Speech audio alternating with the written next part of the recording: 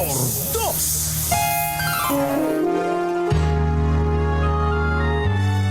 Kauna-unahan sa Pilipinas. Manila Broadcasting Company. DZRH. Member, kapisanan ng mga broadcaster ng Pilipinas. Member KBP, oras! Eksakto en punto. 6:04. Balitang makatotohanan. Balitang maaasahan. ACS Balita. Walang makakaligtas. Walang makakalampas. Saan mang sulok ng kapuluan. Luzon, Visayas hanggang Kamindanawan. Basta't may balita. Ipagwagwagan ng sikat na tagapagbalita. ACS Balita. Kasama ang 2x2 tandem Anthony Taberna at Jerry Baja. ACS Balita. Ang programang ito ay hatid sa inyo ng ACS Manufacturing Corporation, ISO certified, maker of world-class quality Pride detergent. Araw ng Monday, July 27, 2026. 112th anniversary ng Iglesia ni Cristo. Happy anniversary sa mga kapatid natin sa buong mundo. Sa buong mundo. At panglimang SONA, State of the Nation Address ni Pangulong Bongbong Marcos. Nardo na po ang ulo ng ating ACS Balita. Pangulong Bongbong Marcos mamamahagi ng mga fire trucks sa mga LGU sa buong bansa. ACS Commuter gumawa ng monitoring app sa galaw ng mga tren ng LRT at MRT. Mga Pinoy humirit ng solusyon sa mga problema ng bansa sa ikalawang SONA. Sa ikalawa sa huling SONA ni Pangulong Bongbong Marcos. 400 billion pesos na halaga ng exports ng Pilipinas apektado ng bagong US tariffs. Liquor ban sa Quezon City nagsimula na para sa SONA 2026. At Police Colonel sa Laguna inireklamo ng lover na Lady Cop ng sexual abuse. Magandang umaga Luzon, Visayas, Mindanao. Good morning Philippines. Hello world. Kami po ang inyong mga tagapaghatid balita. Ito po si Anthony Taberna. Ito po si Jerry Baha. At ito ang ACS Balita. sa detalye ng ating mga balita.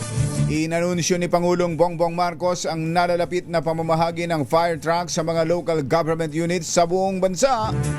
Kasunod ng pagkumpleto ng Patient Transport Vehicle Program sa 82 lalawigan. Ayon sa Pangulo, mayroon ng nakalaang pondo at isinagawa na ang procurement sa mga fire trucks upang matiyak na bawat lalawigan, lungsod at munisipalidad ay may sariling unit ng fire truck para sa mas mabilis at epektibong pagtugon sa insidente ng sunog. Layunin nito na palakasin ang kakayahan ng mga LGU sa mabilis at epektibong pagtugon sa mga sakuna at insidente ng sunog. The funding is available. It's just a question of procurement. And gagawin natin yung fire truck together with the ipaparehas natin dito sa programa dito sa patient transport vehicle. So we have completed the patient transport vehicle. We are beginning now on the fire trucks, and we will get to the point where we will be able to provide all LGUs with a fire truck. Yun. Parang mga kapampangan yung mga kasama ng Pangulo doon. Napansin mo ba, kumbatsero? Wah. Maya papakekongan mga kabalin. Gising na ba kayo? Sabi nung isang mayor, ay, dakal po salamat, Apo, Abe. Apo ang Pangulo. Naimbag na bigat. Kada kayo amin, Apo. Inilokanong bigla. Naging Ilocano. Nakita ang Kapampangan at ang Ilocano Napaka-importante ng fire truck. Sabihin kasi ng Ay, iba, nako. hindi, wala namang sunog sa amin Layo lang. Hindi, kailangan talaga bawat, kung pwede nga, bawat barangay may fire truck at merong... Ihintayin mo pa bang may magkasunog bago ka humingi ng fire truck. Totoo. Di ba? Fire truck kumbatsero, saka yung ambulansya. Ambulansya. Yun. Pero nakumpleto na raw yung, anong tawag? Patient transport vehicle. Yun yung ambulansya. Kaya fire truck na ang isusunod ng Pangulo. Pero dapat sa lahat ng barangay. Meron, May lahat ng barangay, merong ambulansya. Oo. Kasi kapag imaginein mo kumbatsero sa isang bayan lang merong ambulansya. Of course, sa dami nagpapasalamat na tayo na merong ambulansya kulang bayan. yun sa isang bayan. Pero kung bawat barangay, yung halimbawa, ang populasyon ng barangay mga 30,000, Nako, 40,000, kahit may isang ambulansya, at least, 'di ba? At least kung merong mas marami, mas maganda, 'di ba? mas maganda. Para si chairman maraming nagagamit. 'Di ba? Ha? Yun nga, Chairman, ang malungkot pa nito kumbatsero, may ambulansya na nga.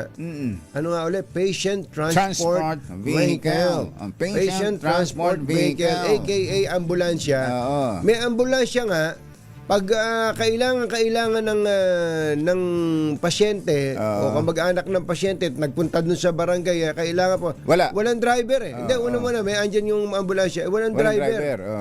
Tapos may driver nga, babayaran may driver. Hindi pwede. Hindi.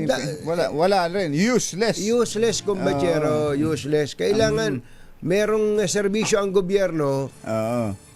Lubos-lubusin na. Andun naman, pero may pagkakataon, andun nga yung sasakyan, andun may driver din, pero gagamitin ni chairman. O kung sinong gagamit. Kamag-anak ni chairman, ipapamalengke siguro. Mamimili. Yun ang isang katotohanan hindi na kailangang ibunyag.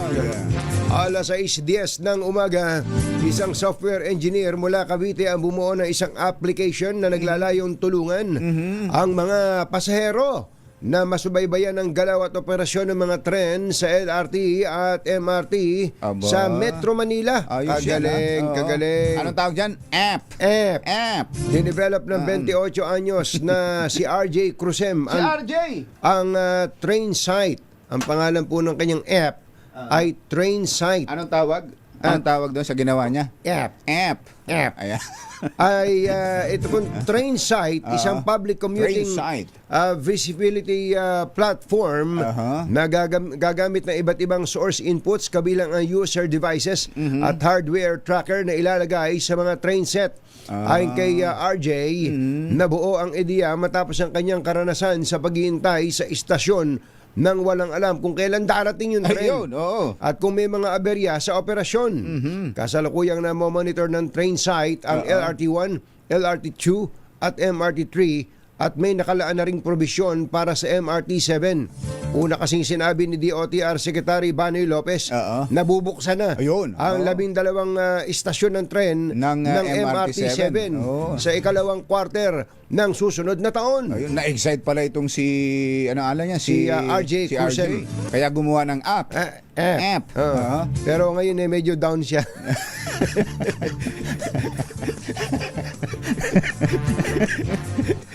Panginoong kumbuhay. Down yung app. Nakikipag-usap na rin ang kanyang team sa mga kaukulang ahensya sa pagpapatupad ng app. Ano yun? May nilagay siyang, may kinabit siya sa mga trend? Parang may source input sa tinatawag. So kailangan may coordination talaga to sa LRT operator. Kasi paano namang malalagay doon, ano? Oo. Mahirap naman didikitan niya ng sticker lahat ng tren. Lahat ng parang GPS. Tracker. GPS tracker. Sa ngayon, nakatakdang ilunsad ang train site sa Google Play Store. Ayan. Ngayong August, habang sa pagitan daw po ng September at October para sa Apple app. Ayan. Apple App singer Store. yun. Parang singer yun. Parang si Apple the App. Yun. Magaling tong bata na to. Galing. Ang totoo nun ay hindi na dapat computer ang nakaisip nito eh.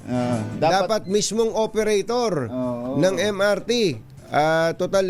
MRT saka LRT, kayo dapat ang nagkusa dyan. Pero thank you, congratulations RJ Cruzem sa pag-develop ng train site Oras natin, Engineer Tony Nanggel. 1 minuto makalipas ang 6:12 ng umaga. Solusyon at mga konkretong plano ang nais na marinig ng taong bayan sa ikalimang State of the Nation Address ni Pangulong Bongbong Marcos sa araw na ito. Sa survey na sinagawa ng ION, the Stakeholder Relations Group and Tangeray, mayorya ng mga respondent ang nagsabing inaabangan nila sa SONA ni BBM ang gagawin pang aksyon ng pamahalaan at hindi Ano daw? hindi ang mga tagumpay ng administrasyon sa nagdaang taon.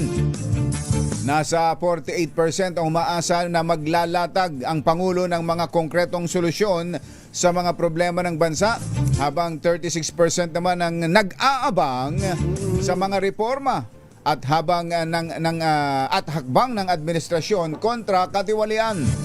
Samantala, 35% naman ang nagnanais na marinig nila sa talumpati ng Pangulo ang update sa ipinangako nito noong mga nakaraang SONA. Bagaman nananatiling laman ng mga balita, huli naman sa ranking ng mga isyong inaabangan ng taong bayan sa SONA 2026 ang tungkol sa pagpapatuloy ng impeachment trial ni VP Sara Duterte. Kaya sa bagay, alam siguro ng mga mamamayan na hindi naman ito ang dapat natutukan talaga ng nakaupong presidente. Saka Yan nasa legislature yung impeachment, di ba? Kaya siguro sabi ng mga senador, hindi naman masyadong hindi naman natin hinahanap sa Pangulo yan. Yun. Kaya doon sa survey panghuli lang yun sa ranking. Saka ikinakailangan ng Pangulo na siya nasa likod ng impeachment eh. Oo, Ba't sasabihin ko yan? Hindi naman ako hindi naman ako sabay lingon at kindat kay Sec Dave Gomez. Saka kay Ante Claire. Sabi ni Alas 6:15 na ng umaga na imbag gabigat kada kayo amin na po. Agreeing kayon, gising na. Posibleng magkaroon pa ng huling pagbabago sa talumpati ng Pangulong Bongbong Marcos sa kanyang ikalimang State of the Nation Address o SONA. Kasabay ito ng panawagan ng ilang mambabatas na bigyang prioridad sa SONA ang mga konkretong hakbang laban sa korupsyon, pagtaas ng presyo ng bilihin, kawalan ng trabaho, at mga suliranin sa edukasyon. Iginiit ni na Senador Joel Villanueva, Akbayan Representative Chel Jokno at Senador JB ito dapat maglatag ang Pangulo ng mga tiyak na reforma kabilang ang pagpapanagot sa mga sangkot sa korupsyon. Aba, talaga ha, Senator Joel, sinabi mo ba talaga to? Ang pagpapanagot sa mga sangkot sa korupsyon, sa flood control projects, pagpapalakas ng mga programa sa edukasyon at pagpapalawak ng mga benepisyo ng PhilHealth. ACS Balita. Alas 6:17 ang ating oras. Diyos maray na agad sa Indogabos mga Bicolano. Mata na kamo, gising na. Nanawagan ang Filipino Nurses United kay Pangulong Bongbong Marcos na tugunan ang patuloy na krisis sa sistemang pangkalusugan kabilang ang kakulangan sa mga nurse, gamot, kagamitan at serbisyo ng mga ospital. Ayon sa grupo, hindi nararamdaman ng maraming Pilipino ang ipinangakong libreng serbisyong pangkalusugan sa ilalim ng zero balance billing dahil sa kakulangan ng mga pangunahing pangangailangan sa mga ospital. Binigyang din ng grupo na maraming nurse ang nananatiling mababa ang sahod, kulang sa benepisyo at walang seguridad sa trabaho kaya patuloy na nangingibang bansa ang marami. Kaugnay nito, muling isinulong ng FNU, Filipino Nurses United, ang pagpapasa ng House Bill 9232 na naglalayong magbigay ng 50,000 pesos entry-level salary sa mga nurse, mass hiring and regularization ng mga health workers, gayon din ang paglalaan ng 5% GDP para sa pampublikong kalusugan. Alas 6:17 na ng umaga. I-standby lang po at gagamitin po namin ang SONA 2026 Stingers. Binase. Standby lang po. Standby lang ha. Standby lang. Yuel, Yuel, kami bahala dyan. Buti nga hindi namin binasa yung hehe. May hehe pa. Yan at iba pang mga nagbabagang balita sa pagpapatuloy ng ACS Balita. 6:18.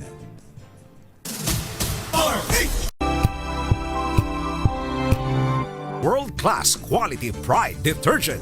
Hi, hi, hi! Maganda morning. Anong araw today, kumbachero? Today is Laundry Day, Pride Day! Yahoo! At pag Laundry Day, Friday, all you need is Pride washing machine detergent. May triple stain away formula, katanggalang makapit, madikit, malupit na dumit man siya, kaya easy ang labada. Kaya pala mula noon hanggang ngayon, all you need is Pride. All you need is Pride. ACS. Kasama ang 2x2 tandem Anthony Taberna at Jerry Baja. ACS Balita. Alas 6:21 ang ating oras, tuloy ang ACS Balita.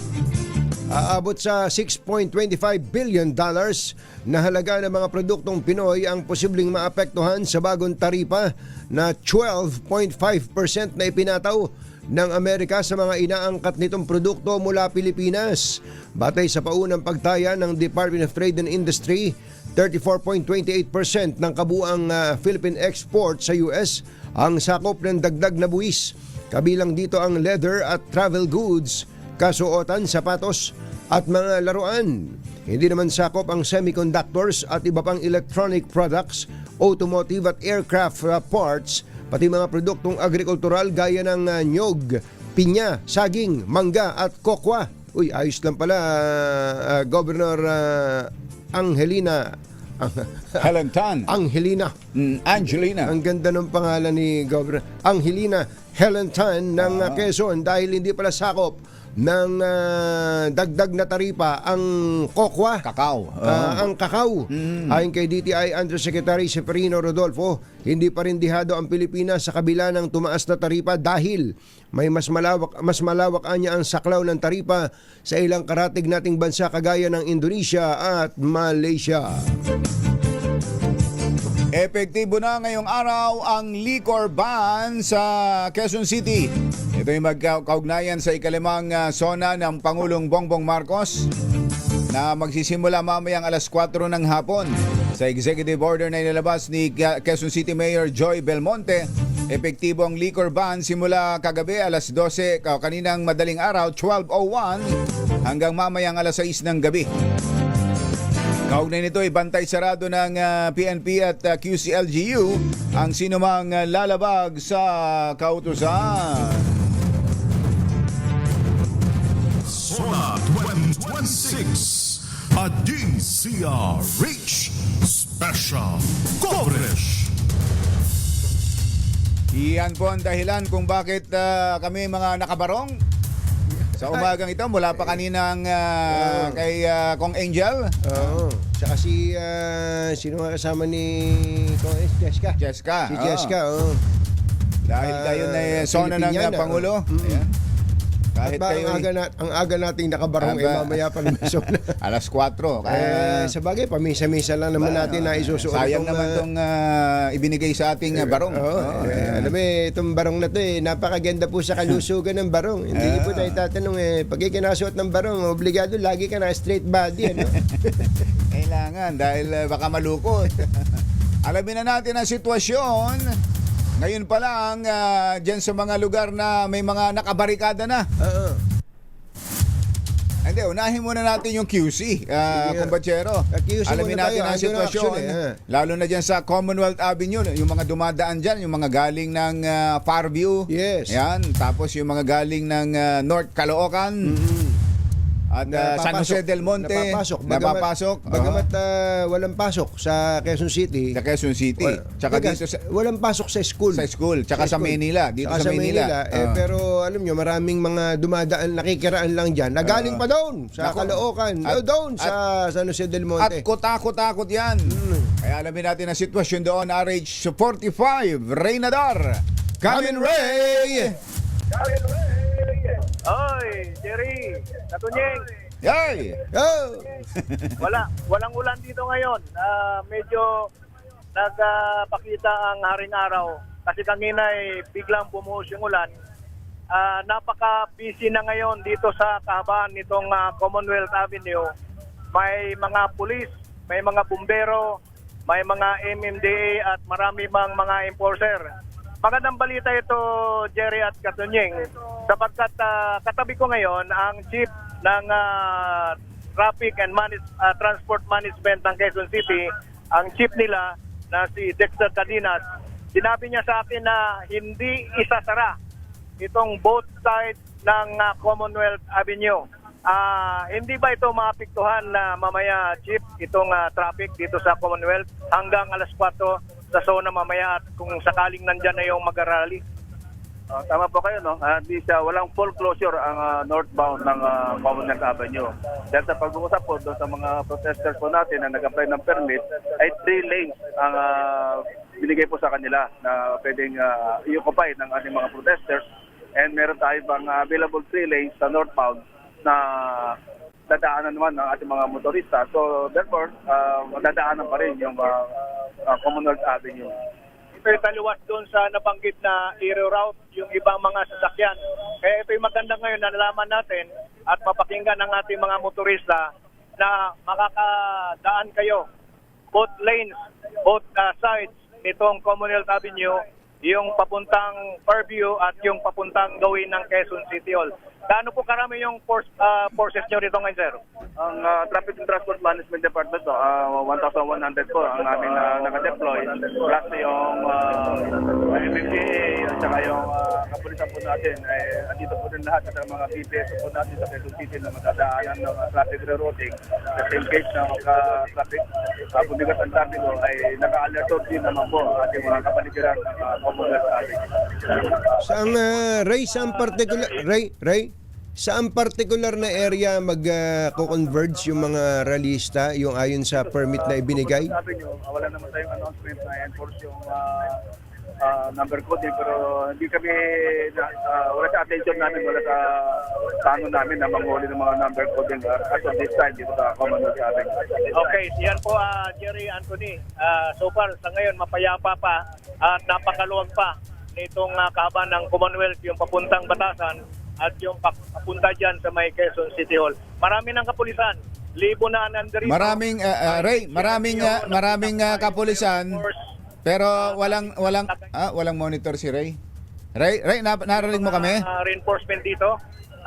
Marami na yung mga shield na naka-ready kung sakaling magkaroon ng konting problema sa rally mamaya nagaganapin dito, ay ready po ang ating kapulisan at ibang mga authority ng Quezon City. So yun ating situation na report para sa Zona 2026. Ray Nadar, RH45, una sa Pilipinas, una sa Pilipino. Zona 2026, a DCRH Special Coverage. 6:29 ang ating oras. Sa Maynila, may mga nakabarikada rin daw na kalsada. Si Tina ay nagtatanong, bakit? Yun ang tanong niya. Yun ang tanong ni Tina. May sumagot ba? Alamin natin. RH9, Tina Nolasco. Kamin, Tina! Katunying, sarado na ang ilang kalsada dito sa Maynila bilang paghahanda nga sa mga inaasahang kaliwat kanang kilos protesta ngayong State of the Nation address o sona ng Pangulong Bongbong Marcos ngayong taon. Kabilang sa mga saradong kalsada ang buong kahabaan ng Ayala Bridge eastbound lane, Ayala Boulevard mula San Marcelino Street hanggang Romualdez Street. Sarado rin ang kahabaan ng Magallanes Drive mula Jones Bridge hanggang MacArthur Bridge at ang southbound lane ng MacArthur Bridge mula Plaza Lacson patungong Liwasang Bonifacio. Pati na rin ang southbound lane ng Quezon Boulevard mula A. Mendoza Fugosa Street patungong Quezon Bridge hanggang Liwasang Bonifacio. Sarado rin ang southbound lane ng Lerma Street mula España Boulevard, Picampa patungong A. Mendoza Boulevard, pati na rin ang kahabaan ng CM Recto Avenue mula Enreyes Street hanggang Mendiola Street. Ang kahabaan ng Legarda Street ay sarado rin mula Figueroa Street hanggang San Rafael Street. Sa ngayon, Katunying, Jerry, payapa at maluwag pa ang mga kalsada dito sa Maynila At wala pa tayong nakikitang mga demonstrador. May 3,000 tauhan ng Manila Police District ang nakadeploy ngayon dito sa Kamaynilaan. At ayon kay MPD spokesperson Police Major Philip Ines, ito'y upang matiyak ang seguridad, kaayusan at kapayapaan sa inaasahang kaliwat kanang protesta nga ngayong araw. Ayon kay Major Ines, nire-respeto ng pulisya ang karapatan ng bawat Pilipino na ihayag ang kanilang mga saloobin. Patuloy din anyang paiirali ng pulisya ang maximum tolerance, pero hindi ito mag-aatubiling pairalin ang batas sa sinumang lalabag. Para sa SONA 2026, ito So, si RH9 Tina. Tina Nolasco ng DZRH, una sa Pilipinas, una sa Pilipino. Tina. Yes, Tina, I had you in my Yung tanong na bakit na binarikadahan dahil sa mga inaasahang magrarally. Magrarally. Oo. Oo. Jerry, dahil nga inaasahan sa Medjola Peace Arc at inaasahan din natin sa Liwasang Bonifacio at sa iba pang mga Freedom Park dito sa Maynila ay mga demonstrador o rallies ang inaasahan. Pero sa ngayon, Jerry, Katonying, sa ating pag-iikot ay wala pa tayong nakitang demonstrador na nagkakatipot. At aantabayan na natin yan habang nalalapit ang SONA ng Pangulo mamayang alas 4 ng hapon. Tina, may nag-message na sa akin, naka-Pilipiniana ka rin daw ba? Kagaya namin, nakabarong kami. Nakabarong. Oo.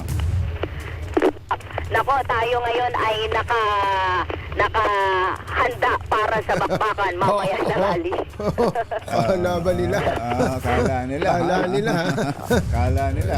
Nakahanda. Ibig sabihin, may dalang binusang mais. Meron yan. Si Aling Tina. May kukutin. May kukutin. May kukutin yan, sigurado. At siyempre, nakahanda rin ang ating tubig, panulak dyan sa kutkutin na mais at mani. Kukutin. Thank you, Tina. Maraming salamat. At sa mga reporters natin, Thank you, Kajeri at Katonying. Back to you. sa mga reporters natin, tama yung binanggit ni Tina, kailangan ready. Oo. Hindi lang ready sa pagre-report. Hindi lang ready ang camera o cellphone sa pagkuha ng video kung kinakailangan, kundi ready din ang chibog. Ayan, Saka yung inumin. Ayun, kasi tubig. Napaka-importante niyan, lalo na kung sisikat ng matindi ang araw. Nako, tubig! Ayan. Sa SONA paligid. 2026, a DCRH Special Coverage. Ito, laging nasa tubig to, sa West Philippine Sea. Nakapagbaon kaya Ayan. ng tubig. Ayan. Si RH52 Edniel Parosa na nasa paligid ngayon ng Batasan Pambansa Complex. RH52 Edniel Parosa. Coming, Edniel! Jerry at Anthony, makulimlim na umaga mula rito sa Quezon City. Basa ang kalsada dito sa paligid ng Batasan dahil dito sa mga pag-ulambon.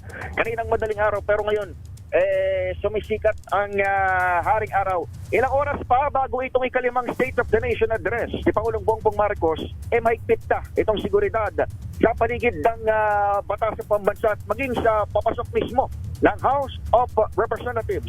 Nakadeploy sa mga strategic places itong Philippine National Police na matatagpuan ang command center dito sa Station 6 ng Quezon City Police District o itong Batasan Police Station. Tapat lamang mismo ng South Gate ng Kamara. Dahil ang inaasahan ay todo ang busisi o screening sa mga pumapasok sa Batasan kahit pa may accredited car pass tulad na lamang ng mga tauhan ng media. Sinusuri ang pakay ng mga sakay. Bakit sinasalang ang mga sakyan sa paisa-isang K9 inspection kaya medyo nagtatagal talaga dito sa mga gate o bukana entrada nitong Batasan. Pero paglabas, bukod sa deployment ng police at traffic personnel, wala pa namang saradong kalsada dito sa IBP Batasan Road. Bukas pa ang IBP Road. Daan niya ng mga galing ng Rodriguez, San Mateo, yung ibang galing ng Marikina. Diyan dumadaan, papunta ng Commonwealth. Yung Batasan, San Mateo Road, tuloy sa IBP bago tumuloy ng Commonwealth. Bukas pa yan, Edniel. Tama ka dyan, Jerry. In fact, yun yung ginawa nating ruta kanina para makita kung ano na yung mga sarado. Nagpamarikina tayo instead of Commonwealth at pumasok tayo sa may San Mateo Rizal. Magaling.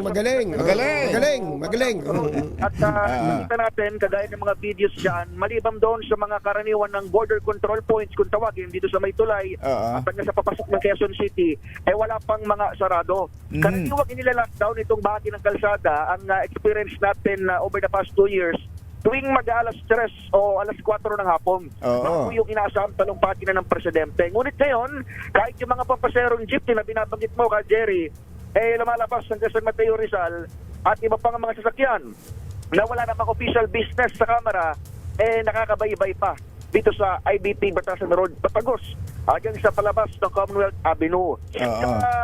Paglabas ng Commonwealth Avenue, yung Sandigan Bayan o kanto ng Sandigan Bayan ay tagtag ng mga naglalakihang truck. Ito yung command center ng Metropolitan Manila Development Authority.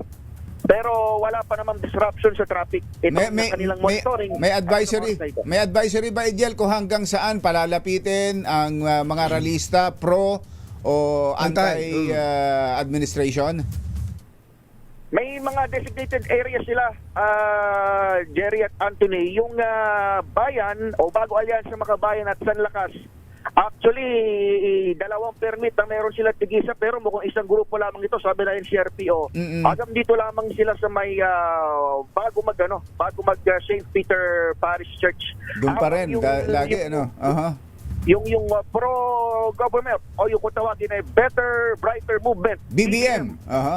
Dito, sa tabi ng o tapat ng MMDA Command Center. Sa Sandigan. Tapat ng COA. Sa COA. Along Commonwealth din. Along Commonwealth din. Commonwealth din. So wala sa IBP Road, wala sa IBP Road. Dati pinapayagan pa hanggang IBP Road yan eh. Wala na ron. Walang rally sa IBP Road. Tama. Meron sa IBP Road ay mga nagbebenta ng itlog. Isaw.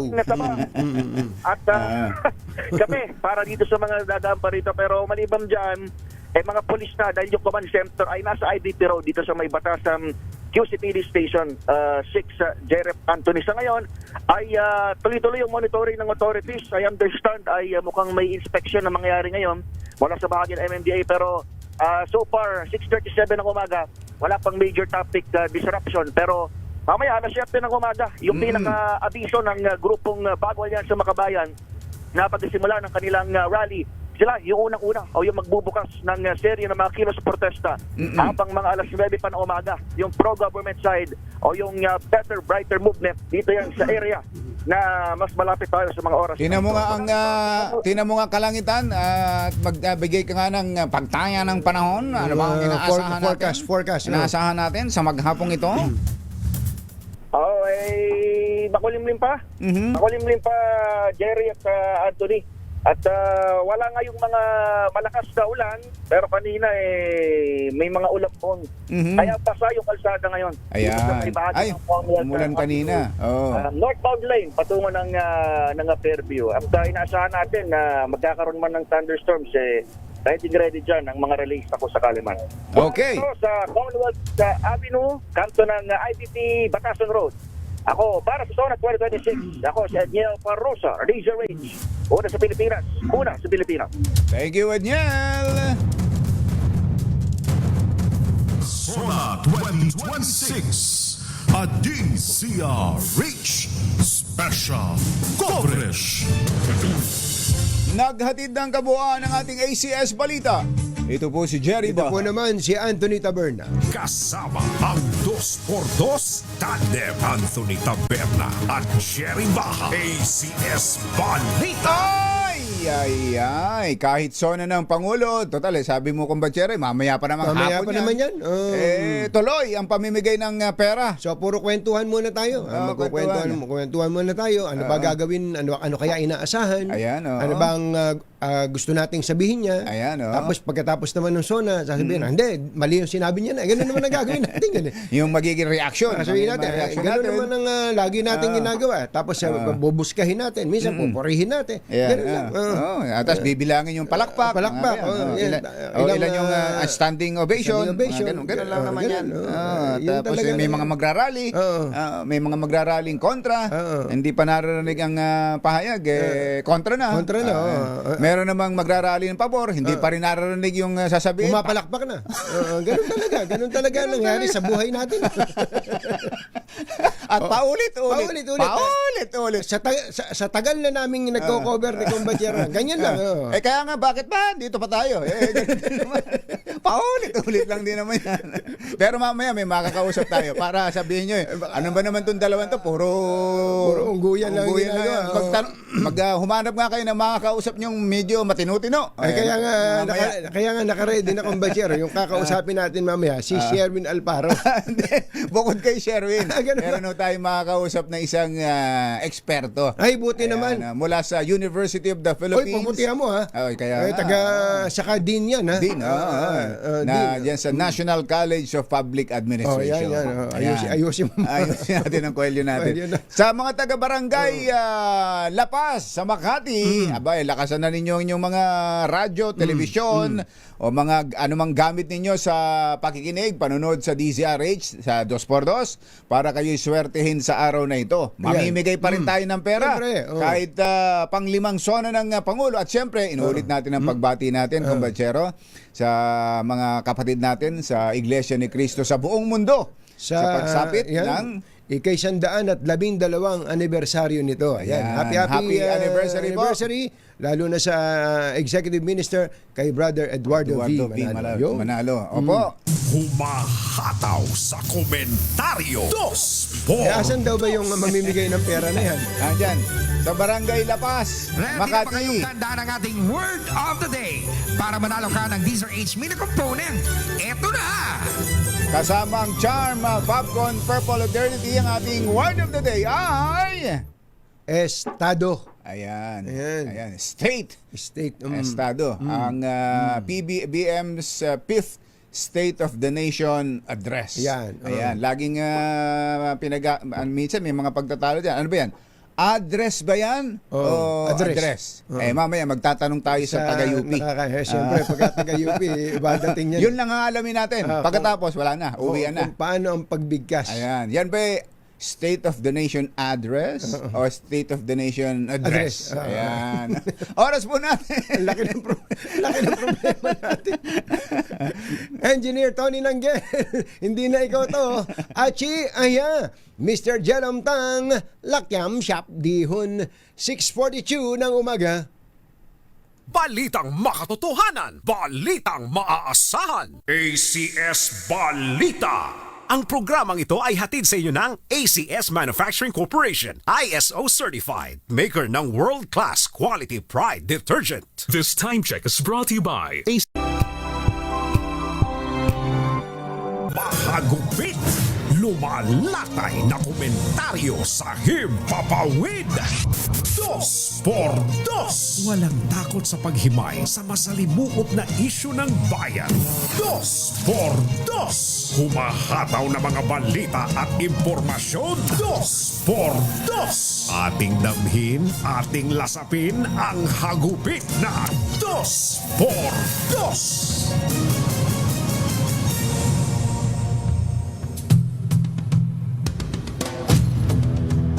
Konkretong solusyon sa mga problemang matagal nang kinakaharap ng bansa, tulad ng korupsyon at mataas na presyo ng pagkain at bilihin na direkta nakakaapekto sa pang-araw-araw na buhay ng maraming pamilya, ang gustong marinig ng mayorya ng mga Pilipino sa zona ng Pangulo. Batay po sa survey at pananaw ng publiko, nais nilang marinig ang mga plano ng administrasyon para mapababa ang inflation, magpalakas ng ekonomiya, magpataas ng sweldo ng mga manggagawa at pahusayin ang mga serbisyong pangkalusugan at edukasyon. Ayaw nang marinig ng mayorya ng mga Pilipino ang magandang numero, bagong slogan kapalit ng mahiya naman kayo, at listahan ng natapos na proyekto. At wala na ring puwang sa kanila ang mga pangako sa ikalawa sa huling sona ng Pangulo. Tiniyak naman ng Pangulo na magiging malinaw, makatotohanan at hindi mahaba ang SONA 2026 na ayon sa Malacanang ay magiging earth-shaking. Isyu ng bayan, katotohanan. Sa itim ang balak, magtago ka na.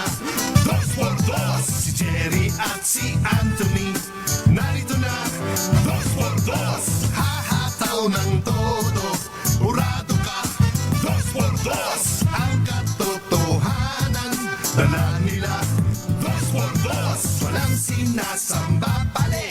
Maniwala ka, 2x2. Hataw ng husto, dos. Umasa ka, 2x2. 2x2.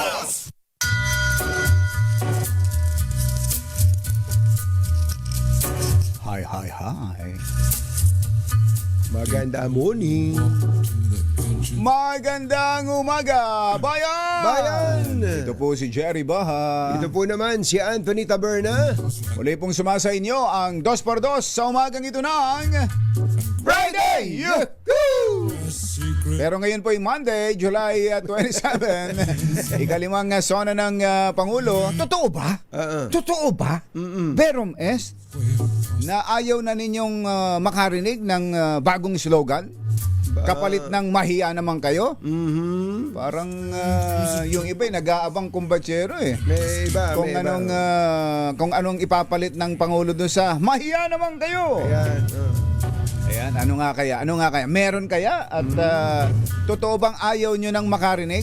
Ayaw nyo rin, totoo bang ayaw ninyong makarinig ng listahan ng mga natapos na proyekto?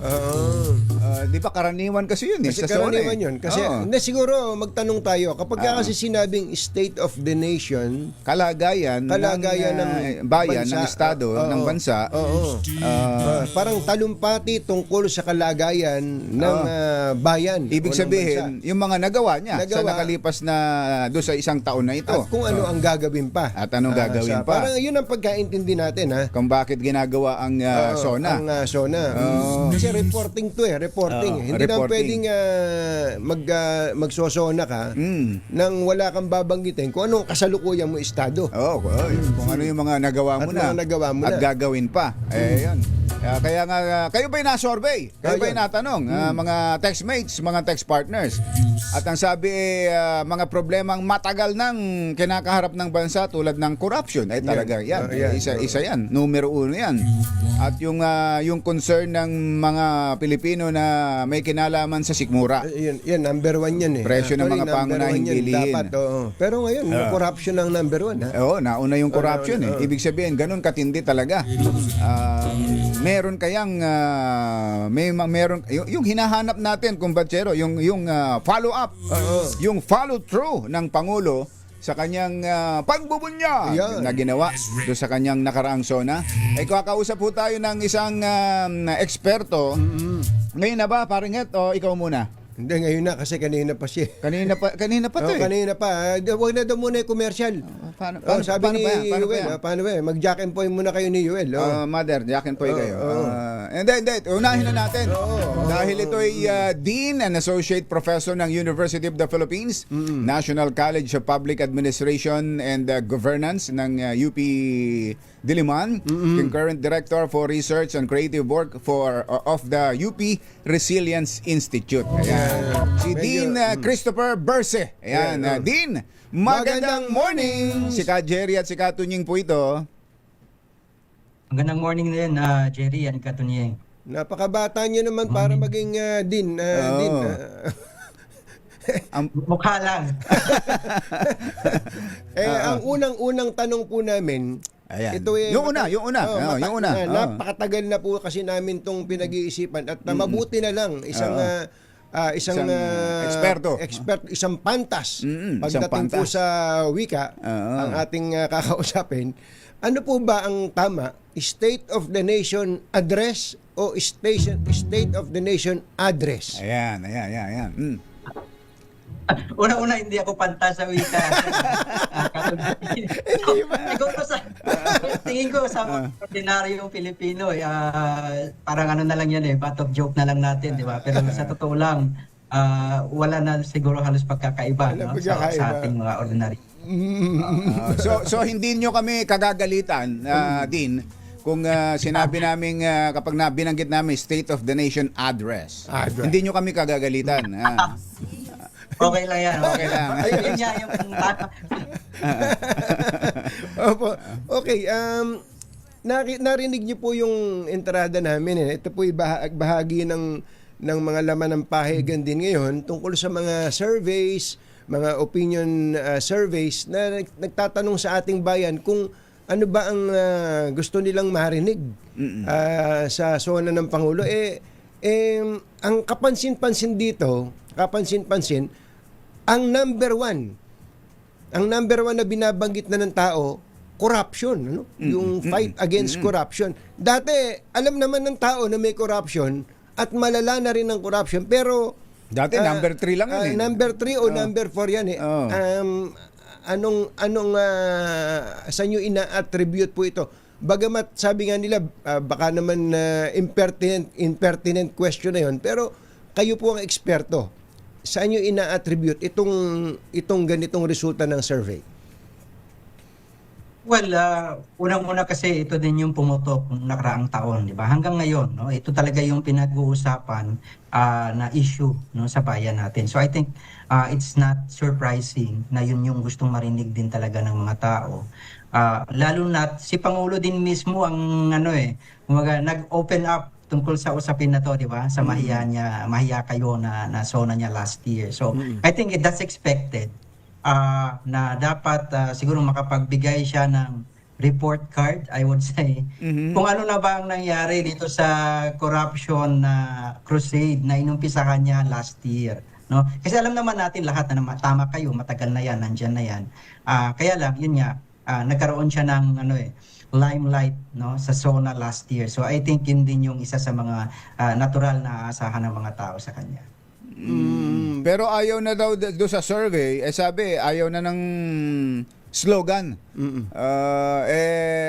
Kami parang naghihintay kami. Ano kaya ipapalit ng Pangulo dun sa o isusunod ng Pangulo dun sa mahiya naman kayo? Kung kayo ang kukonsultahin din, ano bang isasuggest ninyo sa Pangulo? Siguro unang bida na niya kung ano bang nagawa nila, no? Na para mabawasan yung kahiya-hiya na mga pangyayari nung nakaraang taon. So siguro dapat pag-usapan ang alam ko halimbawa inaasahan natin na ibibida niya yung syempre yung ginagawa ng ombudsman, di ba? Sabi nila Ombudsman Crispin, parang over 200 yung active na investigation, no? So siguro ibibida niya yon. Pero I think ang hinahanap din ng mga tao is makita na dun ba sa active investigations meron bang malalaking big fish, lalo na yung mga nasa kaalyado niya dati, etc. No? So yun yung. And then syempre yung mga usapin pa rin tungkol sa pagkain, di ba? Yung mga hanap buhay, tingin ko yun yung magandang marinig din. Pero siguro hindi na slogan, tama kayo. I agree with you actually. At this point, fifth SONA na ito, pang-5 na, hindi na kailangan yung mga hindi na gaanong magmamatter yung slogan, kundi talagang ang inaasahan ay yung ano na bang narating talaga o nagawa na kumpleto na ng administrasyon, no, sa puntong ito.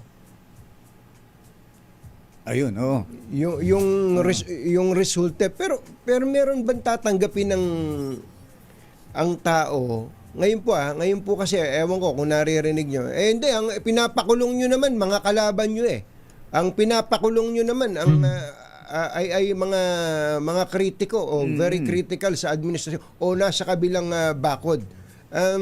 Meron pong announcement si Ombudsman Jesus Crispin Remulla, nung last week, na mag-uumpisa na ang preliminary investigation laban po kay for plunder at ito non-bailable din yon kay dating Speaker Martin Romualdez. Pagkalipas po ng halos 1 taon, ngayon pong magsosona uli ang Pangulo, may announcement na ganito na finally dumating na sa preliminary investigation stage yung kaso laban sa pinsan niya. Will it matter dito po sa SONA niya kung babanggitin man ito ng Pangulo?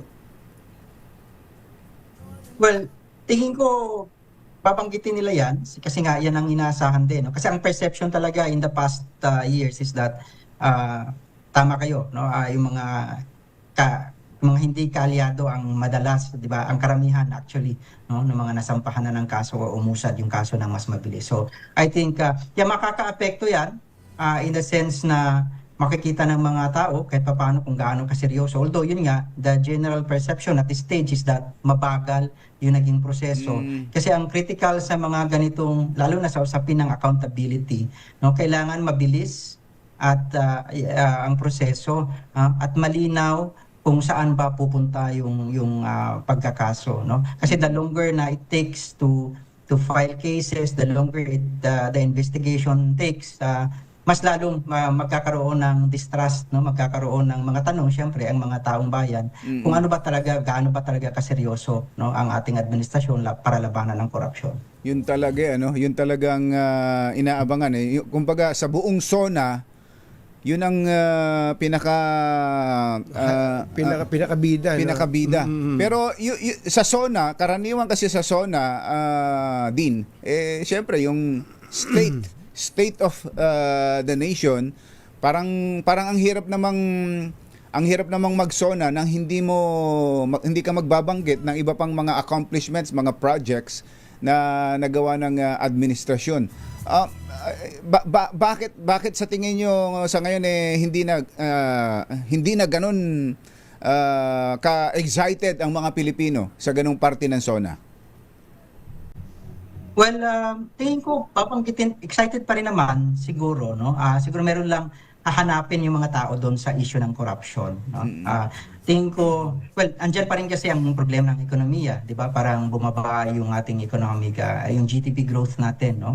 In the past, sa current administration, last year yung pinakamababa na parang 4% lang yata yung growth rate, which is far below the 6 to 7% na pinangako niya na isusustain niya nung una niyang SONA, no? So bumaba yan, so ng husto, so siguro kailangan makita rin yun at marinig natin ano ba ang plano niya para mabawi, no, yung momentum na yon. Siyempre yung usapin din ng West Philippine Sea, I think that's important, especially yung recent na issue, is yung problema with yung sa Chinese Coast Guard, usapin ng peace and order, I would say, no? I think yun yung gusto marinig natin mula sa ating mula kay Pangulo, no? Pero yun nga, there would be, kailangan maipakita niya yung ano pa yung mga last mile na kailangan habulin na efforts aside from the report cards, no? Within the next few years, ano pa ba yung pwedeng gawin? Kasi marami siyang mga bagay din na pinangako noong 2022 pa, nung pag-upo niyan, na parang wala na, no? Natenga na. Kagaya halimbawa, nung pinag-usapan dati pa yung National Land Use Act. Diba? Matagal na yung natenga, o di kaya yung Department of Water Resources na sinabi niyang kailangan, lalo na ngayon na may kinakaharap tayong El Nino. Sa mga maraming bagay pa na pwedeng balikan, at siguro magandang pagkakataon din ito kung kaya niyang magbigay ng update sa mga yun. Sa natitirang 2 years ng administration, meron pa ba tayong inaasahang considerable na accomplishments dito sa last 2 years? Lalo na yung iba kapag tinitingnan yung ganito, parang unti-unti nang nagiging lame duck president, lalo na kapag may umuusad ng sumusunod, lahat nakatingin na sa susunod na presidential elections eh. May inaasahan pa ba tayong malaking matatapos o accomplishment ang administrasyon dito sa huling 2 taon, Dean? Well, may mga kailangan pang tapusin, I would say, no?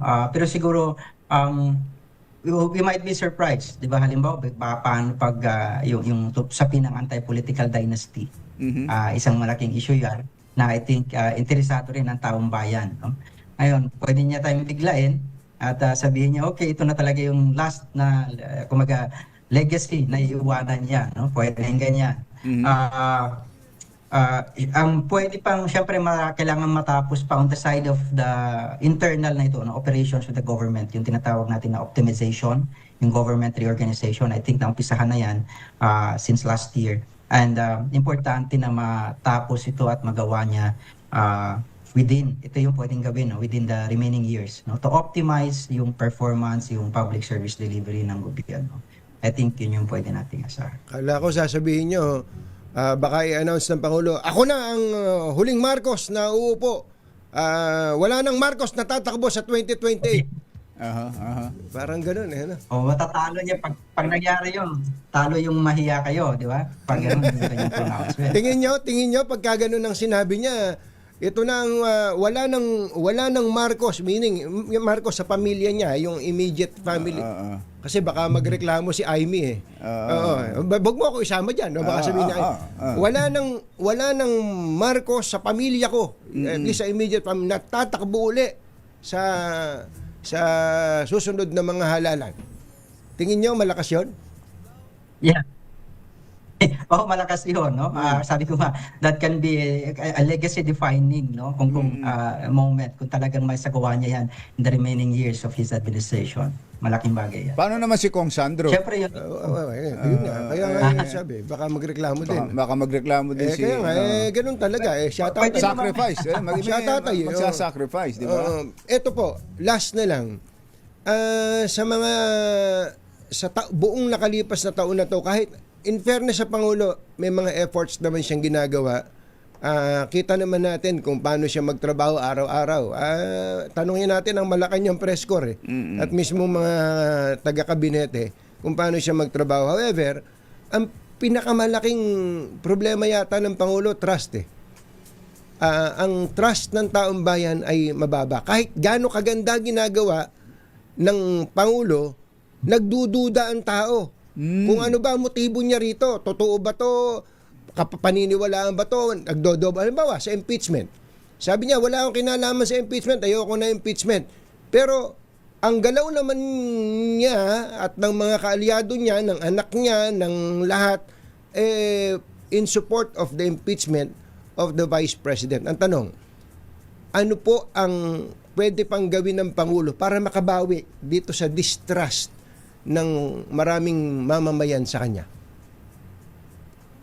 Well, kagaya ng nabanggit mo, yung trust ay kailangan tapatan din ng gawa, no? At kailangan ma-reflect din yan dun sa mga kaalyado niya. Kasi ang nangyayari, yan nagkakaroon ng distrust. Dahil iba yung sinasabi ng Pangulo at iba din yung sinasabi ng mga kaalyado niya, no? At kapag nangyayari yan, syempre, nakikita yan ng mga tao at talagang magdududa ang mga tao. So kailangan tapatan, una, ng unity in terms of their messaging. No? Ano ba talaga? Para makita na merong okay, ito talaga yung focus at ito yung gusto ng Pangulo. At yun ay nasusunod. No?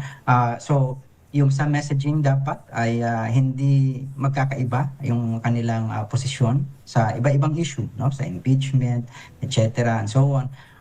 Kailangan din tapatan ng gawa, no? Kailangan pag sinabi na ito yung gagawin in the coming months, in the coming the remaining years, dapat nakikita ng mga tao na may ginagawa ang gobyerno at makikita natin yon sa budget na inilalaan. Halimbawa sinabi natin na okay, iseryosuhin natin yung infrastructure, no? Flood control infrastructure, kasi malaking bagay yan, naapektuhan niya yung pang-araw-araw na pamumuhay yearly, no? Ng mga tao, di ba? Even yung safety ng mga tao. So pag sinabing seryoso yan, then papasukan ng pondo at kailangan masigurado na mayroong accountability mechanism. Ideally, naumpisahan naman na yan sa DPWH, no? May engagement with civil society, private sector, etc. para masigurado na yung pera ay hindi masasayang. So siguro yun, no? Kailangan tapatan ng unified messaging, tapatan ng gawa, at kailangan tapatan ng budget para makita ng mga tao at maniwala sila at makita nila yung kaseryosohan ng administration. Ganda nung sinabi niyo na tungkol sa messaging. Pero hindi ba talon-talo ang administrasyon sa media? Well, ang mainstream media, we are trying to be as objective as we can. Pero sa social media, iba laban dun eh. Mahirap sa social media. Hindi ba lampasong-lampaso ang administrasyon pagdating sa social media? Well, it's difficult to say. Makikita natin, parang pareho naman. Meron naman din silang social media following, di ba? May fake news siguro, din ba ang administrasyon? may pang fake news din ba ang administrasyon sa tingin niyo? Yun ang labanan ngayon eh. Siguro yun din yung pivot siguro. I mean, for the media side, no? Social media side ng administration, baka yun yung kailangan nila pag-isipan ng maayos in the last remaining years, how they can actually really communicate kung ano na ba yung nagagawa ng gobyerno at ano pa yung gagawin, no? Within the years that they have. Opo. Okay. Dean, maraming pong salamat sa oras. Saan ba kayo pupwesto mamaya sa panonood ng SONA? Sa bahay. Pupunta ba Wala, kayo? sa office. Pupunta ba kayo sa Congress? Alam mo, sa opisina. Dean, thank you. Salamat po. Hindi ako nakaparong ngayon. Thank you so Thank you, much, thank you. Dean, sa ulitin. Thank you so much. Ulitin po. Si Dean Christopher Bersen ng University of the Philippines. Jerry Baha at Anthony Taberna sa Dos por Dos Hirit. sa DZRH. Maganda yung hirit mo kung ba't kay Dean. Bakit? May fake news din ba ang administrasyon? Matindi kasi ang fake news ngayon eh. Parang kailangan kapag may fake news ang kalaban, ipantatapat mo fake news din eh. Parang Pero sa administrasyon hindi bagay yun hindi bagay at hindi dapat tama, gawin. Hindi Oo. dapat gawin ng administrasyon. Kaya lang ang hirap, sa totoo lang ang hirap, sa chismis lang kumbachero yung chismisan lang sa kapitbahay. Oo. Ang hirap na hindi na makakaahon yung pinagchichismisan. Talaga. Kasi ang tagal na silang yan yung kapitbahay na yan, kaya siguro nakabili ng ganyan yan. Siguro Kabit yan. kabit yan. Gaganon pa. Tapos Pupukpok pa sa lamesa. pag kinuwento sa kapitbahay, confirmed na yung usapan Confirmed nila. na, oo. At kinuwento sa susunod na kabit. Nako, Hindi lahat ng nakatingin. Pag labas nung kabit, nung pinagkamalang kabit, mabait pala, nagbibigay na, tapos maayos palang. Maayos, Hindi mo na ngayon mabaklas. Wala Hindi, na. kabit ka eh. Oo. Nung Hindi mo na. pinag-usapan namin, kabit ka eh. Saka nagpasa-pasa, parang ang dating dahil marami, confirm. Ayun na. Confirm yan. Oo. Confirm yan. Ganon. Yan ang problema ngayon sa fake news. Yun talaga. At yan ang problema ng administrasyon. Kaya yun ang naitanong ko kanina. Meron din bang fake news ang administrasyon? Parang panlaban sa kanila. Ang mga kumbatsero ng bayan, Katunying at Ka-Jerry. Dos por Dos. Parangat, take it away. RH number 1. Balita kasama ang 2x2 tandem ni na Anthony Taberna at Jerry Baha. Araw ng Lunes, July 27, 2026. Narito na po ang ulo ng ating mga pangunahing balita. Korupsyon at mataas na presyo ng pagkain ang ungunang isyung nais tugunan ng mga Pilipino sa SONA 2026. Ikalawang regular na sesyon ng 20th Congress, bubuksan ng Senado bago ang SONA ni PBBM. Ombudsman, target bantayan ang proseso ng budget laban sa magic allocation. VP Sara, nauna kay Mayor Leni Robredo sa hypothetical 2028 presidential match-up ayon sa survey. Senator Ping Lacson, may bagong ebidensya sa double billing ghost project sa Taguig. At DNR, itinanggi ang pesticide gas sa viral video sa protesta sa QC. Magandang umaga Luzon, Visayas, Mindanao. Good morning Philippines! Hello world! Kami po ang inyong mga tagapaghatid balita. Ito po si Anthony Taberna. Ito po si Jerry Baha. At ito ang Pangunahing balita.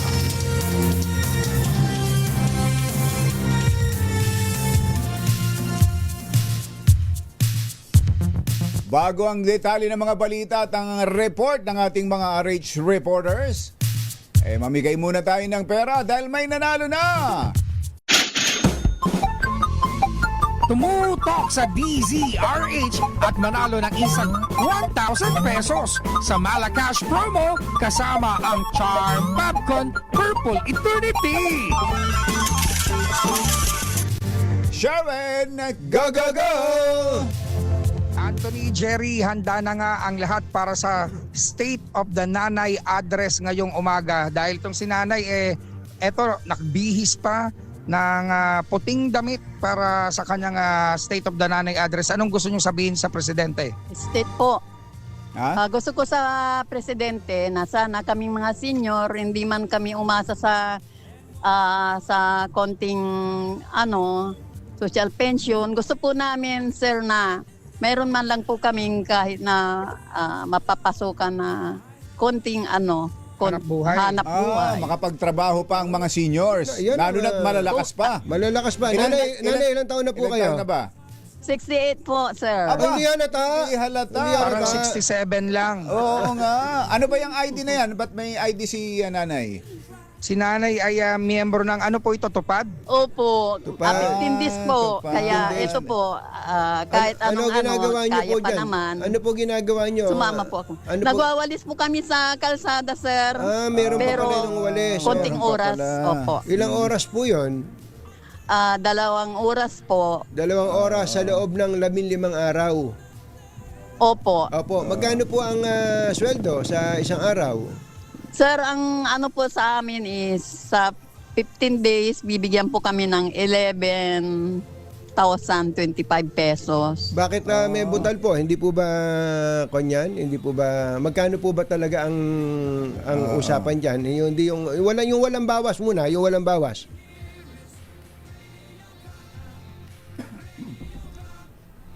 Ay, nawala audio. Ako Sherwin, nawala ng audio. Nawala ng audio. Paulit. Yan. Ayan. Go. Sherwin. 1,000, sir. 11,000. Bawat isang araw magkano dapat? Po ng 7. Ay, 700. teka. Sandali po. Sumasapaw. Nagloloko. Parang pakiayos nga ang audio natin dahil may sinasabi si nanay eh. may pumapasok na ibang nagsosone. Okay. Nanay, narinig niyo po kami?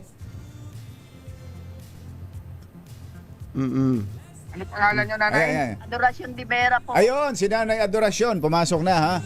So magkano ulit per day yung, Per day, magkano yung per sa tupad day? ninyo? Alibigay po sa amin, sir, is 15 days. Pupapali po kami ng 700. 700 pesos per day. Ayun. So sa per day, 2 hours na pagwawalis. Opo, Kung- alas 6. Paano po kung Balik po kami ng alas 3. paano po kung wala na kayong mawalis?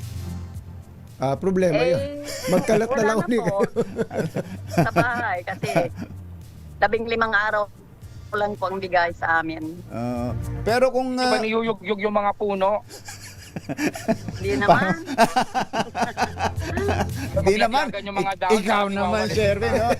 Hindi ka hinampas, Sherwin. Ikaw po, naman, oh. Ano lang po yung nandyan sa tabi-tabi ng kalsada, yun po ang aming wawalis. Ligpitin nyo na rin yung mga ibang tao sa kalsada. Para naman. Ayos, sige. Sino pa po ito mga announcer sa DZRH tuwing umaga? Siyempre po, Deo Makalma at Anthony Taberna. Mapanoon hanggang ngayon, ito po, DZR. Yun! Mga si Eng. Maraming Pio. Mamaya pa si Deo Makalma, si Jerry Baha pa lang. Saka si Anthony Taberna. So, ito ng aking natanggap na biyaya. yung tuloy Ito po nasa- ay bibili ko po ng aking gamot muna dahil Ayun, transplant pambili po na. ang aking mata. Okay. Kaya maraming salamat po. Alam ko marami kayong natutulungan araw-araw. Opo, salamat Maraming din po sa salamat po. inyo. Maraming salamat. Kailangan masagot ko rin yung ating word of the day para makuha yung ating needs, yung component.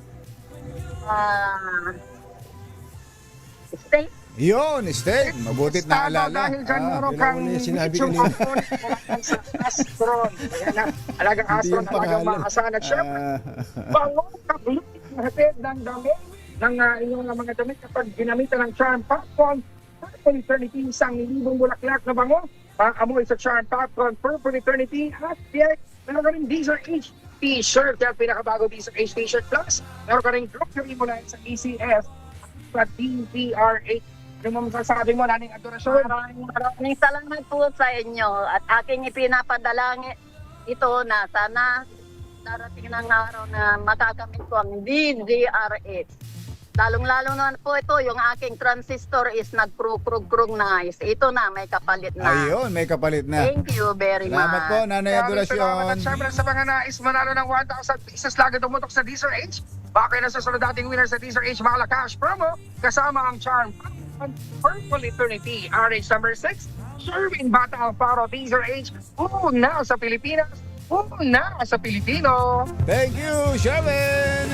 Mga nangunguna at mga bagong balita sa DZRH. Pangunahing balita.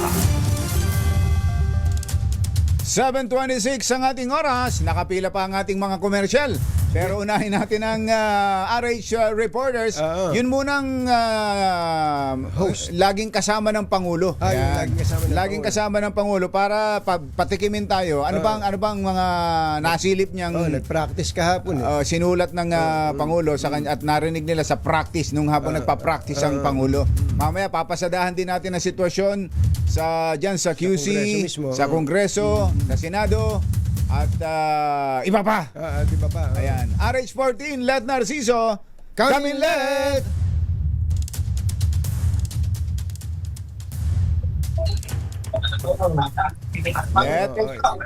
Let. Teka, may pumapasok. Hindi makapasok yung ganda. Ayan, let. Ayan, okay na. Ayun! Dali. Go! Bagamat may patikim ng practice ay tahimik pa rin ang Malacanang sa kung ano ba talaga ang lalamanin ng talumpati ni Pangulong Ferdinand Marcos Jr. sa kanyang ikalimang State of the Nation address. Hanggang kagabi ay nag-uusisa ang Malacanang Press Corps kung gaano ba kahaba ang SONA speech, pero walang tugon ang palasyo. Pero gaya nga ng nabanggit ni Pangulong Marcos sa ambush interview nitong weekend, bukod sa accomplishments ay inaasahang kasama sa mga ibibida ng presidente ang naging pagtugon ng administrasyon sa mga hamong dulot ng tinawag niyang external forces. Matataang kamakailan ay kinilala ng Asian Development Bank ang Pilipinas bilang isa sa mga bansa sa rehiyon na may pinakamalawak na polisiya laban sa epekto ng gulo sa Middle East na nagdulot ng pagsirit ng presyo ng langis. Sa report na The Impact of the Middle East Conflict on Asia and the Pacific, lumitaw na to sa 8 kategorya ng economic responses ang ipinatupad ng bansa matapos bumaba ang regional growth forecast sa 4.7% noong Abril. Ang mawak na tugon ng bansa ay kinabibilangan ng pagbibigay ng fuel subsidies sa halos 1 milyong PUV drivers, magsasaka at mangingisda kasabay ng pagpapawak ng cash transfer programs na umabot sa mahigit 4 na milyong pamilya. Lahat ng mga inisyatibong ito ay nakapaloob sa uplift framework na sa ilalim ng Executive Order number 110 na nagdeklara ng State of the National Energy Emergency. Maging doon sa kung sino ba ang tumahi ng barong na susuotin ni Pangulong Marcos at ng Filipiniana ni First Lady Liza Marcos ay wala pang ibinibigay na detalye ang palasyo, ka Jerry Catuñin. Secret, masyadong para siguro surprise. Pero earth-shaking daw. Magiging earth-shaking daw itong talumpati ng Pangulo. Ikaw matagal ka naman nang nandyan sa earth. Sa Malacanang. Let. Ano yung suspecha mo? Ano yung hinala mo na pwedeng maging laman na earth-shaking? Alam mo, ayoko ring pangunahan. Ayan. Yan, gaya nga ng sabi ni Yusek Castro. Dahil actually, yung earth-shaking na term ay hindi galing sa palasyo. Yan ay tanong ng miyembro ng MPC na kung may aasahan ba tayong earth-shaking dun sa talumpati ng Pangulo. Na ang sagot ni Yusek Claire Castro ay lagi namang ganoon. So, yun. Kasi baka sabihin natin na, may earth-shaking. Tapos, hindi naman ganun pala. Hindi ganun ka earth-shaking.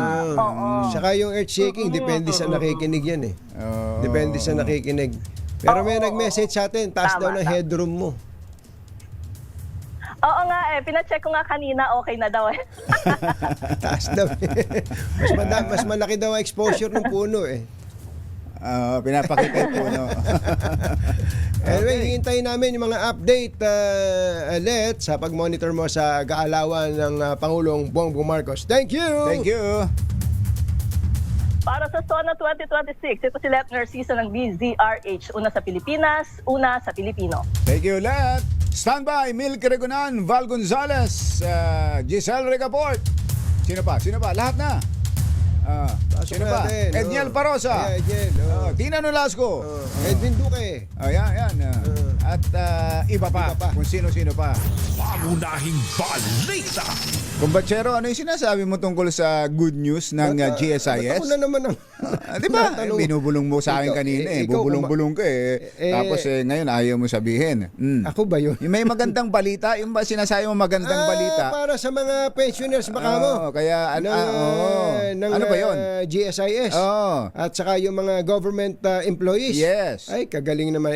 Yan yung mas pinalawak, mas pinadali, at mas pinalaki na GSIS Balik Ginhawa 2. Maganda yan Ano bang pwedeng ma-avail ng mga miyembro at ng mga pensyonado? Pwede sila makatanggap ng refund na katumbas ng hanggang 6 na buwang loan amortization mula December 2025 hanggang May 2026. Paano kung may arrears na yung loan? No problem. Pwede pa rin mag-apply kung batyero basta hindi pa due and demandable ang loan. Kaya sa ating mga GSIS members and pensioners, samantalahin ang pagkakataong ito.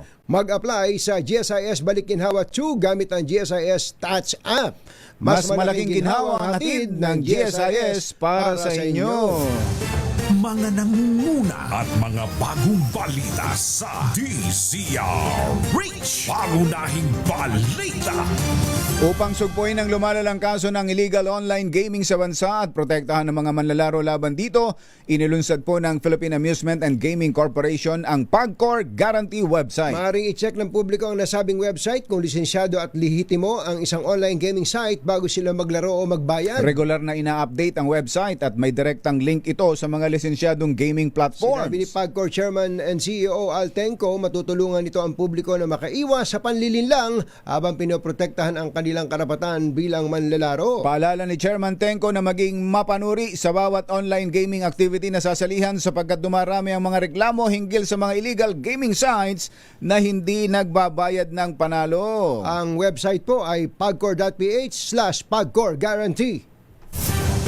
Mga nangunguna at mga bagong balita sa DZRH. Pangunahing balita. Kumbachero, sungit Napapansin ko ang daming gustong maging healthy ngayon. Di ba? Exercise, vitamins, healthy food. Pero minsan, nakakalimutan natin yung isang mahalagang bahagi ng katawan. Alam mo kung ano yun? Ano? Ang tiyan. Tumpak. Kapag hindi maayos ang digestive system, maaaring maapektuhan yung overall well-being, kaya mahalagang alagaan ito araw-araw. Hindi lang kapag meron ng nararamdaman. Kaya magandang idagdag po sa daily routine natin ang BioPro. Dahil ang BioPro ay may 19 probiotic strains na nagtutulungan para po suportahan ang healthy digestive system at mapanatili ang balanse ng good bacteria sa ating tiyan. Hanapin ang BioPro sa Mercury Drug at iba pang leading drugstores nationwide. Available na rin sa inyong mga favorite online shopping platforms. BioPro ang inyong daily probiotic partner. Mga nangunguna at mga bagong balita sa DZRH. Pangunahing balita. 7:34. This time check is brought to you by Sona 2026, a DZRH special coverage. May mga nagpupumilit na ngayon palang kaaga na makatuloy-tuloy dyan papalapit sa batasan dyan sa Commonwealth Avenue. RH5, Val Gonzales. Kaminbal! Ilang minuto pa lamang ang nakalilipas Jerry Anthony ng Tangkail. Itong niyang grupo. Malaki-laking grupo na galing ng Timog Katagalugan sa Southern Tagalog Region. Ang pumagit-babit mo dito sa kapal ng Commonwealth Avenue, dito sa may Pinakabukana, sa may Pilsola. Itong lane to, may binugol na sa kanilang isa dito sa may pinaka-outer lane. Pero biglang yung nandun sa may pinaka-likuran ko ay ulit pa na dito sa Kalahati. Itong kahabaan ng Pilsola. Kaya ang ginawa ng mga polis ay nagkaroon ng bagay na solusyon at pinag-usapan ng Quezon City Police District. Itong mga leader na umatras at bumalik dun sa dating pwesto ito na binigay sa kanila dito sa may pinaka-outer ring. Itong lugar nating sinatatayuan Jerry Anthony ay yung halos pinaka-bukana na ng pinaka-entrada ng UP Diliman dito sa Quezon City. Punong-puno na itong pinaka-outer ring, yung dating paradahan, itong mga sasakyan, yung jeep na patungo ng UP Ingkot, yung biyahe ng jeep mula rito sa lugar na ito ay di na nakakaparada dahil nagpapado itong malaki-laking bilang na ito. Alas 7 pa ng umaga kanina nang magsimulang sumugod dito sa lugar itong grupo ng Southern Tagalog Region.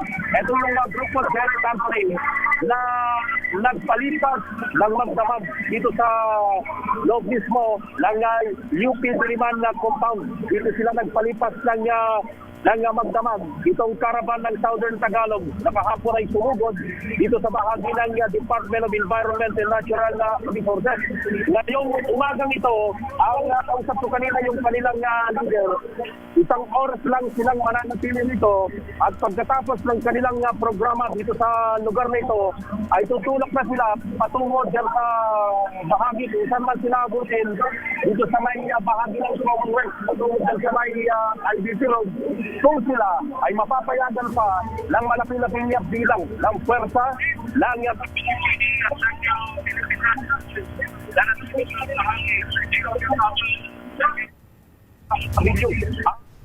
grupong ito ngayon ay tumalima doon sa pakiusap ng Quezon City Police District. Nagkausap ng bahagya yung kanilang mga leader hanggang sa tumalima naman sila na bumalik doon sa dati nilang posisyon, yung dati nilang lugar. Yung galing ka ng elliptical road.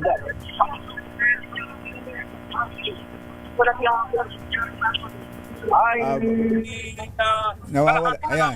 Natataanan, tatlong lane lamang yung natataanan itong mga motorista.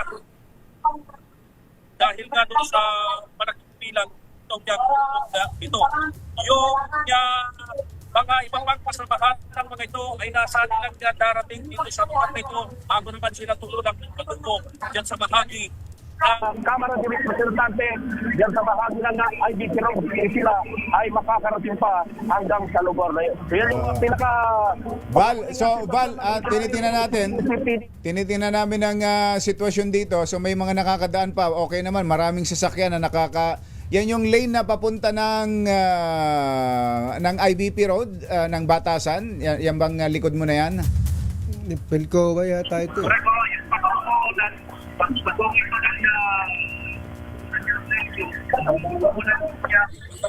Nawawala audio ni Val. Maraming sasakyan, ano? Marami. Kwento kumbachero pagpasok ng Pilcoa. Pagpasok ng Pilcoa, yung papuntang UP. Papuntang UP. Papunta ng yung magsasanga. Direksyon ng Tantansora. Ayan. Tama, Val? Correct ko, ito yung pinaka-entrada mismo. Ito yung pinaka-entrada mismo nitong UP Diliman dito sa may Pilcoa, doon sa may footbridge. Yung pagpasok lamang ng Commonwealth Avenue. Ito yung lugar na ito na unang sinugod itong mga militanteng grupo. Ito yung grupo na umaalma doon sa tanggapan ng Department of Environment and Natural Resources. Dahil doon sa kanilang pagtungo kahapon, Jerry Anthony, ay sinabuyan daw sila ng pesticide ng mga gwardiya ng Department of Environment and Natural Resources. Pero yan ay nilinaw na rin ng DNR ang kanilang binabanggit. Kahapon yun na Jerry. Gagawin ba naman ang kanilang kasamahan? Sino kaya gumawa nun? Kaya pala medyo mainit ngayon yung mga militante na yan. Saka kumbachero, may statement na yata ang DNR, Val, di ba? Pero doon sa paliwanag ng Department of Environment and Natural Resources ay nagsasagawa daw sila ng misting fumigation. Noong time na yun, doon sa loob mismo ng fumigation. Meron daw fumigation at kung meron man daw silang nakitang mga usok na lumalabas ay dahil nga doon sa ginagawa nilang misting doon sa loob mismo ng DNR compound at hindi yon para doon sa mga militanteng grupo na nagpakalbo harapan mismo ng DNR kahapon ng tanghali, Jerry at Anthony. Val, panghuli na lang, kumusta yung kabila? Yung kabilang lane, yung galing ng Fairview papunta ng Quezon Circle. Kumusta traffic? Maayos na nadadaanan yung kabilang lane na Jerry at Anthony.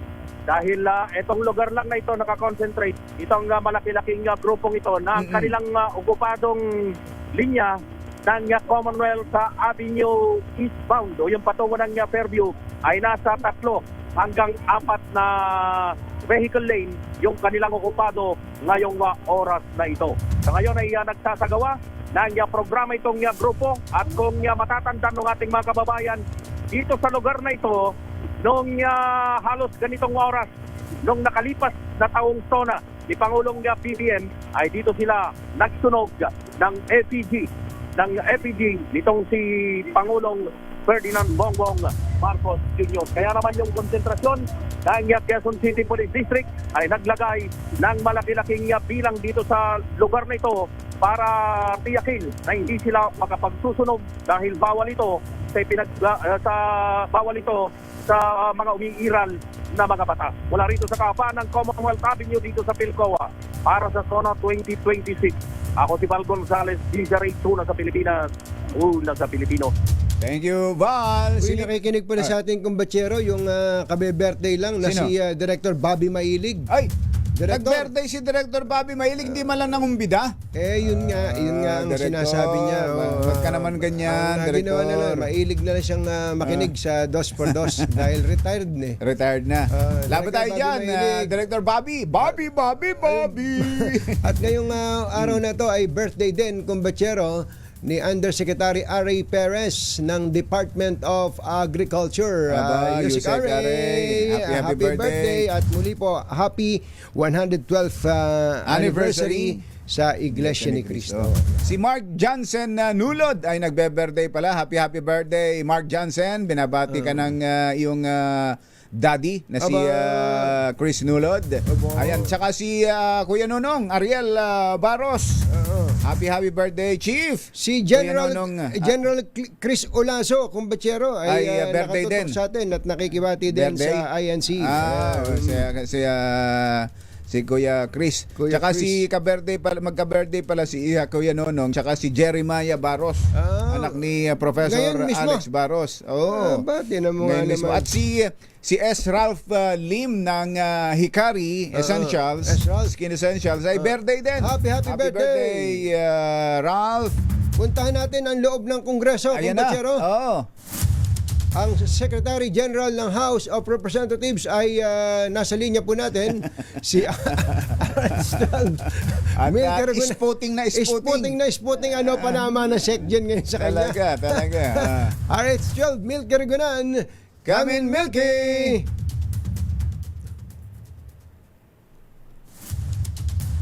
Paki-mute mo. Ayan na. Magandang umaga, Tuning at Jerry. Kung makikita nyo sa aking likuran, ito yung South Wing portion ng Batasan Pambansa. Dito usually, ginaganap yung pagpasok ng mga bisita, naka-red carpet. Pero kung inyong mapapansin, Jerry at Anthony, walang red carpet sa North at maging sa South Wing. Simple. Yun ang gusto. Ni House Speaker Faustino III at inihayag na rin, nabanggit niyong pangalan, House Secretary General Chero Garfield. At pero sa kabila niyan, ang sabi nga ni... Pandiinan yung Japorms mo ngayon eh. Oo nga ano sabi ni SecGen Cheloy? Makita ng ano. Ang sabi ni SecGen Cheloy, dapat ay simple. At kumbaga ito ay pakikisama rin sa mga naganap na mga krisis sa ating bansa at bawal ang long gown sa mga bisitang babae na pupunta mamaya. Talaga, ha? Oo. At simple lamang ang kanilang kasuotan dapat. Oo. Hindi, meron namang Filipino dress na pwede nilang suotin. At syempre, yung mga kalalakihan, gaya ng mga suot niyo ngayon, Tuning at Jerry, simpleng barong Tagalog. Nanghinga namin na reaksyon yung ilang mga mambabatas, ang sabi nila, ay mag-aano daw sila susuot ng mga nakalipas nilang barong Tagalog na naisuot na rin doon mga previous SONA. Oo, para makisama rin sa panawagan ni House Speaker Faustino III na gawing simple ang pwede naman, pagdaraos ng State of the Nation address. Ating Milky, talaga naman pwedeng ulit-ulitin yung barong eh. Nagtataka nga ako sa ibang mga congressman, tuwing may okasyon nagpapatahi ng barong. Saan ba nila ilalagay yung mga barong eh? Unang-una yung lagayan lang ng problema pa eh. Sa bagay sila hindi nila problema. Totoo yan. Totoo yan, Tunying at Jerry. Kanina mahigpit ang nagpatupad ng seguridad dito sa vicinity ng Batasan Pambansa Complex. Lalo na doon sa mga papasok na sasakyan, mahigpit ang seguridad na pinatutupad ng House Sergeant at Arms. Pakibit dito yung mga personnel mula sa Philippine National Police at mamayang hapon ay darating na rin. Meron na rin advance na grupo ang Malacanang dito para magbigay naman ng seguridad kay Pangulong Bongbong Marcos. Ngayong umaga, ang magiging programa ay alas 10 ng umaga. Merong sabay na pagdaraos ng sesyon ang Kamara at ang Senado. Pero alam kong familiar na kayo dito, Tuming at Jerry. Open-close lang ito. Bubuksan, pero madali lamang at isasara uli para bigyang daan mamayang hapon. Alas 4 ang State of the Nation address ni Pangulong Bongbong Marcos. Wala namang expected na palitan ng leadership, ano?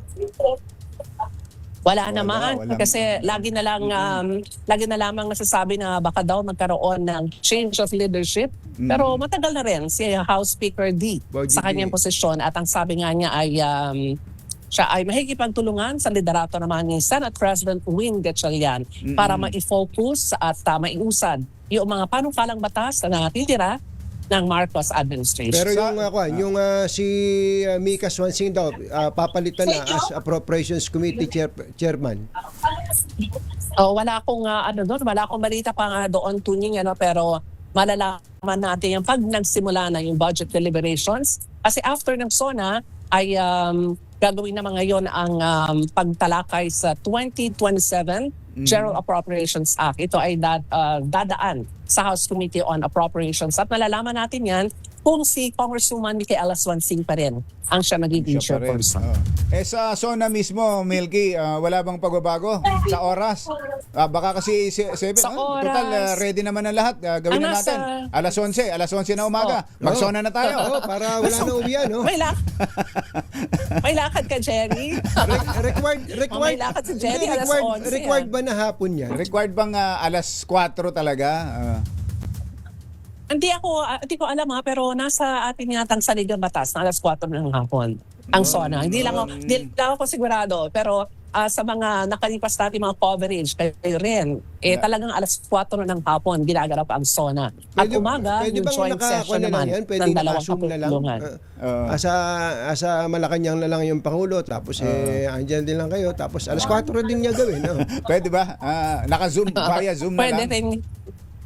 Actually, pwede yung Jerry at Anthony para hindi masyado na rin yung ginagawang preparasyon paghahanda sa pagdaraos ng SONA. Kasi ginagawa yung preparations months dito sa Batasan Pambansa. Tapos may mga final run-through a week before SONA. Pagkatapos ay ilang oras lamang gaganapin ang State of the Nation address. Correct. Pero siguro, hindi siya kinukonsidera yan dahil patuloy naman every year yung ganyan mga preparasyon. Thank you, Milky. Thank you.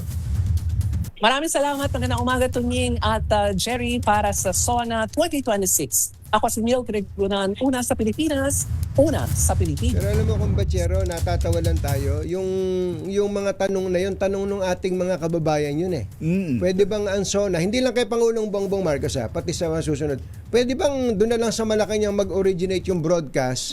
Tapos kung gusto nilang nandun sila sa mga congressman, nandun, ang mga senador nasa Senado, maglagay lang malaking maglagay lang ng monitor, nagagawa naman yun.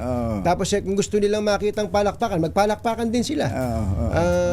Pwede namang yung ambient para wala nang traffic, wala nang naisasarang kalsada. Wala nang pulis na pagod katutulog dun sa at yung mga residente diyan sa lugar na naapektuhan hirap na hirap sila sa SONA. Kung saan umiikot. Tapos yung mga rallyista kawawa naman. Ang layo-layo pa ng pinagagalingan. Baka sakali i-consider na ninyo yan. Consider nyo na yun. Zoom out na lang. SONA 2026 a DCRH Special Coverage. Ay! Ay, baka may mga kailangan na kayong ayusin sa inyong mga bahay, ho, tulad ng bubong. Buti na lang may bubong na maasahan. Gawa sa state-of-the-art technology. May aluminum na. May pintura Na pa. available na rin sa pre-painted tile span. Para sa eleganteng bubong na matibay na makulay pa, mag-Cherylum pre-painted ka na! O yung Kulyat Bridge pala, dyan sa may Congressional Avenue, binuksan na in-inspection ngayon. In-inspection ni Secretary Vince Dizon at ni Mayor Joy Belmont. Yun nasunog, kumbachero. At Okay na, yung daw okay light na. vehicles ay pwede nang dumaan starting today. Ayan, buti naman. Ang tanong, babalik ba yung mga nakatira sa ilalim? Yun ang tanong. Yun Dapat ang- hindi na payagang makabalik pa Ilipat doon. na lang sinasama sa... Ang dami namang housing projects sa QC ngayon. Oo, yung mas safe na lugar. May mga partnership ang Quezon City Government at ang Department of Housing. Secretary Ping Aliling, magandang morning! Sa gitna po ng mataas na presyo ng gasolina na mukhang tataas uli bukas. Ang pagtaas po ng demand magkano ba? ngayon ng electric vehicle tulad ng Cherry Tiggo REV.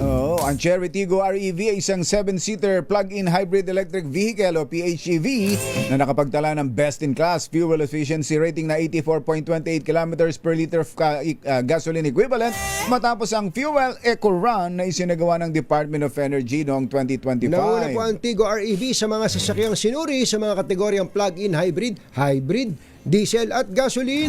Ang Tiggo REV ay may 1.5 liter turbocharged engine at may pinagsamang electric and hybrid driving range na hanggang 1,400 kilometers sa isang full tank at charge.